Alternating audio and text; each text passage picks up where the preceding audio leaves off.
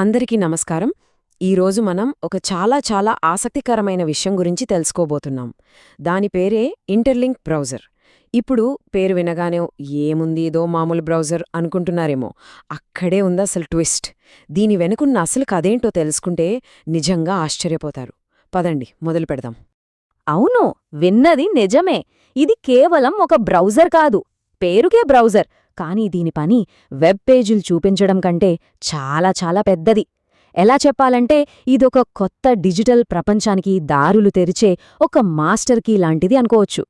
So అసలు point ఏంటంటే, interlink browser ఒక గేట్వే అన్నమాట, ఒక ప్రవేశద్వారం. దేనికి అంటారా? ఇంటర్లింక్ ఎకోసిస్టంలో ఉన్న ప్రతి ఒక్క డాప్కి ఇదే దారి. ఈ డాప్లో అంటే డీసెంట్రలైజ్డ్ అప్లికేషన్లు. అంటే వీటిలో మధ్యలో ఎవరు ఉండరు, అంతా డైరెక్ట్గా మన కంట్రోల్లోనే ఉంటుంది.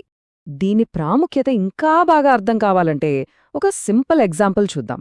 ఇప్పుడు మనం ఇంటర్నెట్ వాడాలంటే క్రోమ్ ఎలా వాడుతున్నాం, లేదా ఐఫోన్లో యాప్స్ కావాలంటే యాప్ స్టోర్కి ఎలా వెళ్తున్నాం. సేమ్ అదే విధంగా ఈ కొత్త హ్యూమన్ నెట్వర్క్ని యాక్సెస్ చెయ్యాలంటే మనకు కావాల్సింది ఈ ఇంటర్లింక్ బ్రౌజర్. అంతే. ఇక్కడ చూడండి, ఈ పోలికతో విషయం ఇంకా క్లియర్ అవుతుంది. ఒకవైపు ఇంటర్నెట్కి క్రోమ్, ఐఫోన్కి యాప్ స్టోర్. ఇది మనకు అలవాటైన పాత పద్ధతి. మరోవైపు కొత్త ప్రమాణమేంటంటే హ్యూమన్ నెట్వర్క్కి ఇంటర్లింక్ బ్రౌజర్. చూసారా, ఇది ఒక కొత్త డిజిటల్ ప్రపంచానికి వేస్తున్న పునాది రాయి లాంటిది. సరే, ఇప్పటిదాకా ఇది గేట్వే అన్నాం, యాప్ స్టోర్ లాంటిది అన్నాం, అంతా బానే ఉంది. కాని అసలు దీని లోపలికి వెళ్తే ఏం చెయ్యొచ్చు?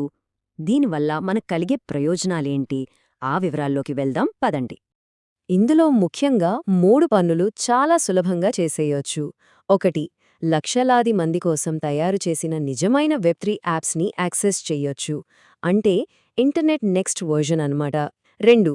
మీ ఇంటర్లింక్ వాలెట్ని కనెక్ట్ చేసి క్షణాల్లో లావాదేవీలు మొదలుపెట్టొచ్చు. ఇక 3. అన్ని రకాల మార్కెట్ ప్లేస్లు, గేమ్లు, రకరకాల సేవలు అన్నీ ఒకే ఒక చోట దొరుకుతాయి. ఎంత సింపుల్ కదా! ఓకే, ఇప్పటిదాకా యూజర్ పాయింట్ ఆఫ్ వ్యూలో చూశాం. ఇప్పుడు కొంచెం పెద్దగా ఆలోచిద్దాం. అసలు దీని వెనకున్న బిగ్ పిక్చర్ ఏంటి?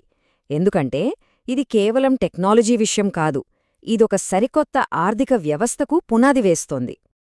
నిజానికి ఇంటర్లింక్ ఆర్థిక వ్యవస్థ అనేది ఎక్కడ మొదలవుతుంది అంటే ఇక్కడే, ఈ బ్రౌజర్లోనే.